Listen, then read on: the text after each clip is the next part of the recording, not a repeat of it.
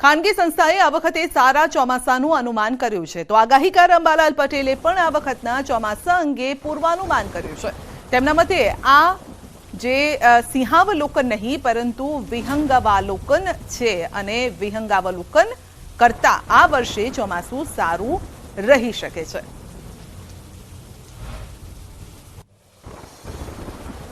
જો આ વખતે લાનિયોની કંડિશનની શક્યતા છે। એક બાબત હોળીનો પવન આ વખતે સાનુકૂળ રહ્યો છે, છેદ પશ્ચિમને નહીં રૂટેનો। આવી ગતિવિધિ વૈશાખના પરોળિયામાં રહે અને અષાઢમાં પણ રહેશે એવી શક્યતા છે। એટલે આ પરિસ્થિતિ આજે પવનની સાનુકૂળતા છે, એટલે એક એમ કહી શકાય કે પવનનું ચક્ર સારું છે, એટલે ચોમાસું સારું આવવાની શક્યતા રહેશે। ત્યારે રોહિણી નક્ષત્ર ટપવી જોઈએ। આ વખતે રોહિણી નક્ષત્ર ટપવાની શક્યતા છે અને રોહિણીમાં પણ 4, 5, 6 જૂન સુધીમાં કેટલાક ભાગમાં વરસાદ થવાની શક્યતા છે। એટલે અત્યારે હાલ માત્ર વિહંગાવલોકન કરીએ, સિંહાવલોકન નહીં, વિહંગાવલોકન, તો આ વખતનું ચોમાસું કંઈક અંશે સારું રહેવાની શક્યતા ગણી શકાય। તો અંબાલાલે મે માસથી લઈ ઓગસ્ટ સુધીની આગાહી કરી છે।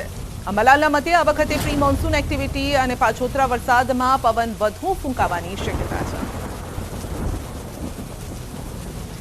પણ આ વખતે મે માસમાં આંધી વંટોનું પ્રમાણ વધારે આવશે।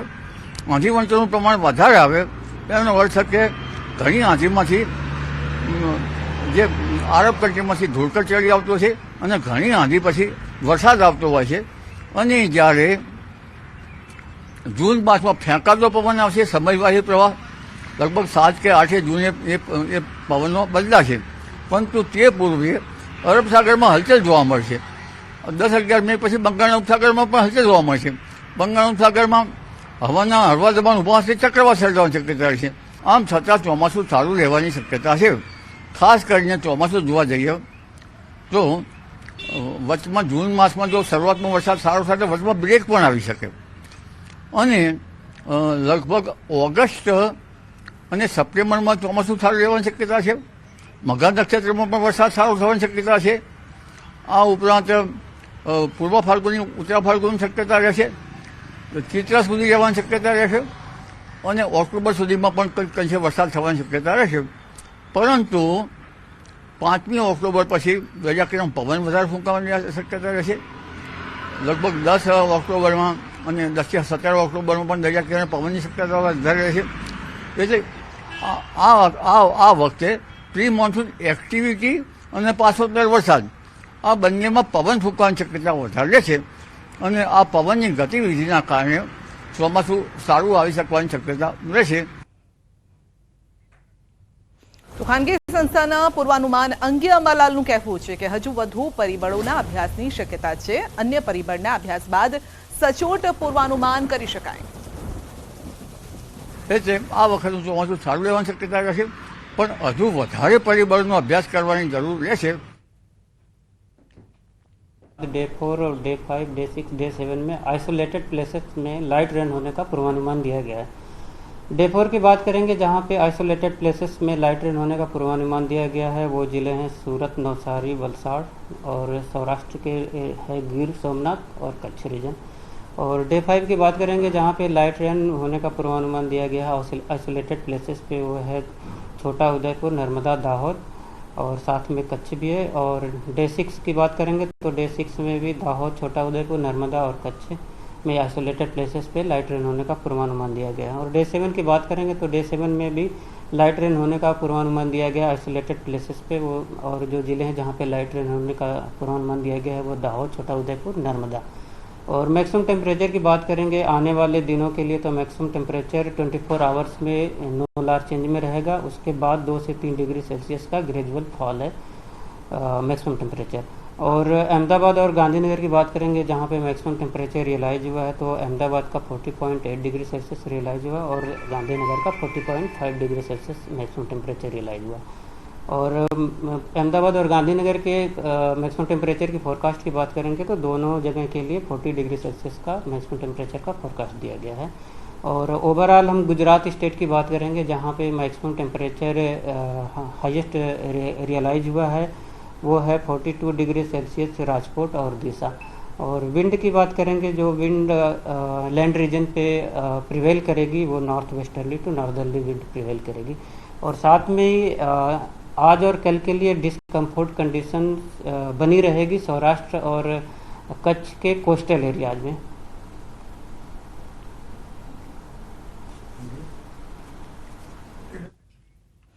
તો સામાન્ય વરસાદની આગાહી કરવામાં આવી છે। હવામાન વિભાગ દ્વારા આ આગાહી કરવામાં આવી છે। સૌરાષ્ટ્રના ગીર સોમનાથમાં અસર જોવા મળશે। સામાન્ય વરસાદ થઈ શકે છે। ભર ઉનાળે ચોમાસા જેવો માહોલ જરૂર જામશે, પરંતુ સામાન્ય વરસાદ થશે।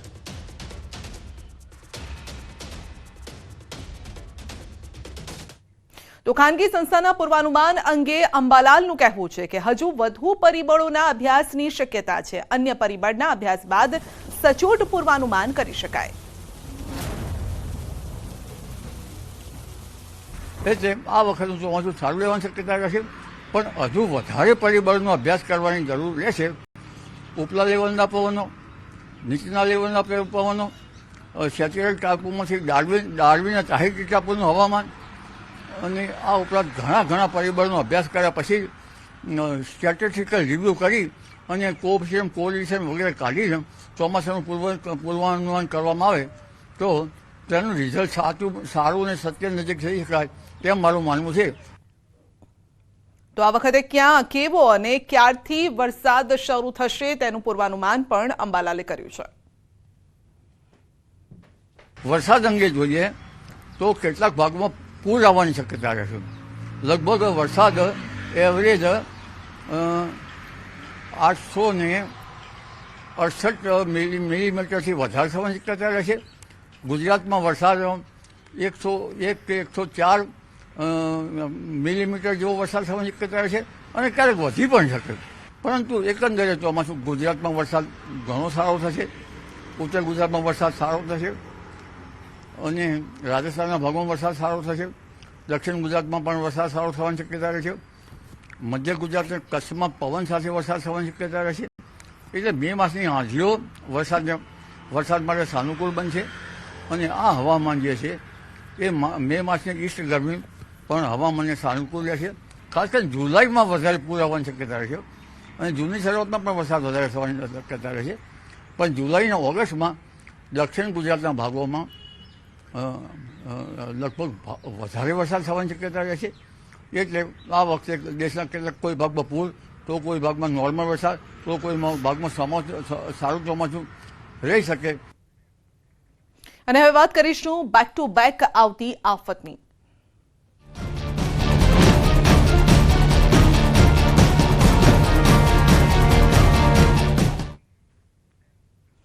તો આ તરફ આગાહીકાર પરેશ ગોસ્વામીએ ગરમી અંગે મોટી આગાહી કરી છે। પરેશ ગોસ્વામીના મતે કેટલાક ભાગોમાં પારો 44 થી 45 ડિગ્રીએ પહોંચી શકે છે।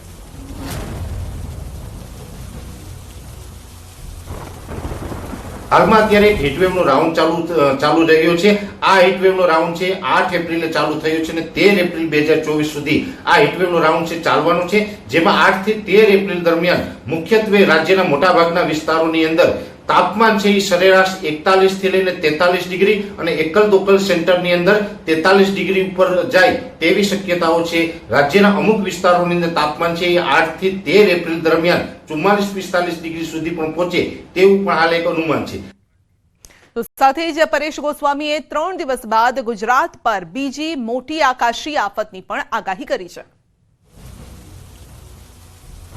13 એપ્રિલ 2024 થી લઈ અને 16 એપ્રિલ 2024 દરમિયાન ગુજરાત રાજ્યની અંદર અમુક વિસ્તારોની અંદર માવઠાના વરસાદની ઝાપટા પડે તેવી શક્યતાઓ છે અને જે 13 થી 16 એપ્રિલ દરમિયાન જે માવઠાના વરસાદ પડશે તેની અંદર ખાસ કરીને એની તીવ્રતા છે એ સૌરાષ્ટ્ર, કચ્છ અને ઉત્તર ગુજરાતના ભાગોની અંદર તીવ્રતા વધારે જોવા મળે તેવી શક્યતાઓ છે। દક્ષિણ ગુજરાત અને મધ્ય ગુજરાતની અંદર હળવા સામાન્ય છૂટાછવાયા ઝાપટા પડશે અને સૌરાષ્ટ્ર, કચ્છ અને ઉત્તર ગુજરાતની અંદર થંડરસ્ટોર્મ એક્ટિવિટી સાથે તીવ્ર માવઠું થાય તેવું પણ હાલ એક અમારું વ્યક્તિગત અનુમાન છે। તો ખાનગી સંસ્થાના પૂર્વાનુમાન પર પરેશ ગોસ્વામીએ પોતાનો મત વ્યક્ત કર્યો છે। ભારતના લગભગ તમામ વિસ્તારોની અંદર ચોમાસું છે એ નોર્મલ કન્ડિશનમાં જોવા મળે તેવી શક્યતાઓ દર્શાવી છે, જેની અંદર ચોમાસા દરમિયાન જે વરસાદ હોય છે એ 96% થી લઈને 106% સુધીના નોંધાય એને નોર્મલ ચોમાસું કહેવામાં આવતું હોય છે. અને નોર્મલ ચોમાસું છે એ જ આપણા દેશ માટે અને દેશના ખેડૂતો માટે ફાયદારૂપ હોય છે. જો નોર્મલ કરતાં ઓછો વરસાદ પડે તો પણ નુકસાન જાય અને નોર્મલ કરતાં વધારે વરસાદ પડે તો પણ દેશ માટે નુકસાનકારક સાબિત થતો હોય છે. પણ અત્યારે આપણે 2024નું ચોમાસું છે જે સ્કાયમેટના અનુમાન પ્રમાણે નોર્મલ રહેશે એટલે આપણા માટે ભારત દેશ માટે સારા ચોમાસાના સંકેતો છે. તો પરેશભાઈના મતે સ્કાયમેટ વેધરે ફક્ત ગુજરાતની આગાહી નથી કરી. તેમણે કહ્યું છે કે ખાનગી સંસ્થાએ ગુજરાતમાં પોર સિગ્નલનું ઓપ્શન મૂક્યું છે અને આ સિગ્નલનો અર્થ શું થાય છે તે પણ પરેશભાઈએ માહિતી આપી. જે એના જે માપદંડો હોય છે લાંબા ગાળાના પેરામીટરોના એના જે સિગ્નલ હોય છે એ સિગ્નલ ચોક્કસ માહિતી અત્યારે ગુજરાત માટે આપી રહ્યા નથી. એટલે એનું જે પોર સિગ્નલ છે એ આપણે એવું સમજવાનું છે કે સ્કાયમેટ વેધર છે એ આ દેશભર માટે આગાહી કરી છે પણ ગુજરાત માટે આજની તારીખે કોઈ ખાસ એમનું સ્ટેટમેન્ટ આપ્યું નથી. જે સ્કાયમેટ વેધરના ડાયરેક્ટર છે મહેશ પલાવત એમના તરફથી એવું વ્યક્તિગત નિવેદન આવ્યું છે કે ગુજરાતની અંદર પણ ચોમાસું નોર્મલ નજીક રહે એવી આશા છે. પણ ગુજરાત વિશે હાલ સ્કાયમેટે કોઈ પણ આગાહી કરી નથી. જેના ગુજરાત ઉપર ખાસ કરીને પોર સિગ્નલ નામનું એક ઓપ્શન મૂકી દેવામાં આવ્યું છે અને પોર સિગ્નલ છે એ દર્શાવી રહ્યું છે કે અમારા લાંબા ગાળાના પેરામીટરો છે એમાં અત્યારે ગુજરાત માટે કોઈ ખાસ પ્રકારના સિગ્નલોથી અમે આગાહી કરી શકતા નથી. તો પરેશભાઈએ આ વર્ષના ચોમાસા અંગે પોતાનું વ્યક્તિગત અનુમાન પણ જણાવ્યું છે. વ્યક્તિગત મારું એવું માનવું છે કે ગુજરાતની અંદર પણ દેશના અન્ય રાજ્યોની સાથે ચોમાસું છે એ નોર્મલ રહે અને ગુજરાતની અંદર પણ 2024નું ચોમાસું છે તે સારું જશે એવી મને વ્યક્તિગત આશા છે. તો કોરોના કાળના 2.5 વર્ષ બાદ દેખાયો છે મ્યુકર માઇક્રોસિસનો કેસ. મહેસાણામાં મ્યુકર માઇક્રોસિસનો કેસ દેખાયો છે, નોંધાયો છે. 55 વર્ષના આધેડની હાલ મહેસાણા સિવિલમાં સારવાર ચાલી રહી છે. તો અલગથી આઇસોલેશન વોર્ડ પણ સિવિલમાં તૈયાર કરાયો છે. 3 તબીબોની ટીમ મોનિટરિંગ રાખી રહી છે. નાકમાં ફંગલ ઇન્ફેક્શન, દર્દીને અમદાવાદ ખાતે મ્યુકર માઇક્રોસિસ હોવાનું નિદાન થયું હતું અને એક વખત સર્જરી કર્યા બાદ ફરીથી ફેલાવો થતા 3 વખત ઓપરેશન કરવામાં આવ્યું. મોંઘા ઇન્જેક્શન સહિતની સારવાર પરિવારને પોસાય તેમ ન હોવાથી દર્દીને અઠવાડિયા પૂર્વે જ મહેસાણા સિવિલ હોસ્પિટલમાં લાવવામાં આવ્યા, જ્યાં સિવિલ સર્જને તાત્કાલિક અસરથી જગ્યાનો અભાવ હોવા છતાં અલગથી આઇસોલેશન વોર્ડ ઉભો કર્યો.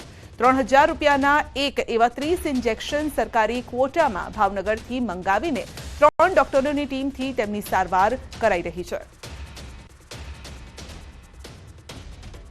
મ્યુકર માઇક્રોસિસનો કેસ આપણે મહેસાણા સિવિલ ખાતે 1.5-2 વર્ષ પછી નોંધવામાં આવેલ છે, જેને 12/3/2024ના રોજ જમણી બાજુ લાપોટિયાની અસર હતી અને તે પ્રાઇવેટમાં બતાવવા ગયેલ. ત્યારબાદ તેને અમદાવાદ ખાતે રિફર કરવામાં આવેલ અને ત્યાં તેની મ્યુકર માઇક્રોસિસનું ડાયગ્નોસ થયેલ છે અને ત્યારબાદ 3 થી 4 દિવસ પહેલાં આપણે મહેસાણા સિવિલ ખાતે તેને એડમિટ કરવામાં આવેલ છે. આપણે મહેસાણા સિવિલમાં એના માટે એક આઇસોલેશન વોર્ડ ઊભો કરવામાં આવ્યો છે અને એ પેશન્ટને આપણે ENT અને ફિઝિશિયનના અંડરમાં એડમિટ કરેલ છે.